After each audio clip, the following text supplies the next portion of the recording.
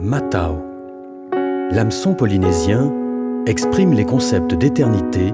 de cycle et de retour inaliénable des choses et des êtres.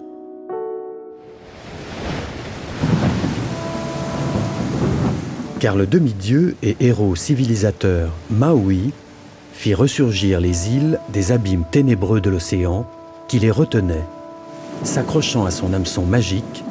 pour offrir aux hommes une ère nouvelle de prestige et de gloire. Il est façonné la plupart du temps dans la nacre de l'huître perlière, à l'aide de scie en corail ou en pierre, de lime en corail ou en radiole d'oursin, et de pointes de perçoir en coquillage, elles-mêmes actionnées par des volants de perçoir à pompe. L'artisan donne à la nacre la forme générale du type d'hameçon qu'il veut fabriquer. Puis il la perce en son centre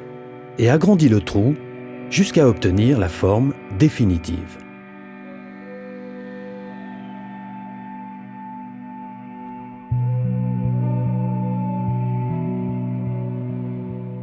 Dans sa forme rudimentaire, l'hameçon simple, fait d'une seule pièce, est dit direct, lorsque la hampe et la pointe forment un U ou un V, et sont droites ou légèrement incurvées,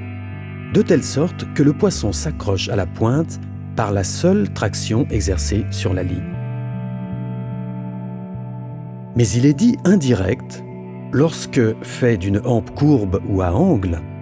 d'une pointe et d'un dard recourbés, et où le dard fait un angle avec la pointe, cela a pour effet de faire tourner l'hameçon dans la gueule du poisson, achevant ainsi la pénétration du dard sans modification de la traction exercée sur la ligne.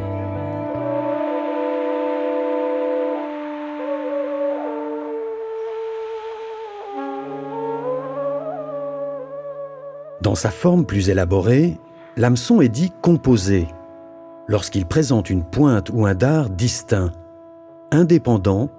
et généralement taillé dans un matériau différent.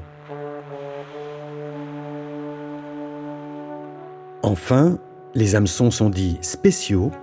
lorsqu'ils sont réservés à des pêches plus rituelles, tels les hameçons à cuillère, comme les leurres à bonite,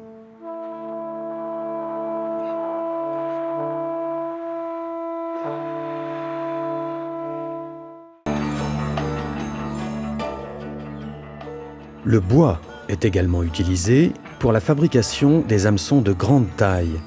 notamment pour la pêche au requin. Et si, depuis le contact avec les Occidentaux, de nouveaux matériaux comme le métal participent à la fabrication des hameçons polynésiens, il est intéressant de noter que les formes anciennes ont été conservées, témoignant par là même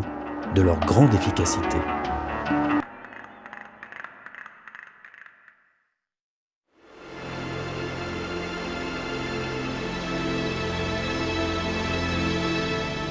Conservés et exposés au musée de Tahiti et des îles, ces objets singuliers, liés à jamais au mythe fondateur de la naissance et de la renaissance des îles, tiennent une place toute particulière chez les Polynésiens, au regard de leur survie et de leur culture, et pour lesquels ils procèdent de la quête absolue de l'immortalité corporelle, car Matao retient la vie et la perpétue.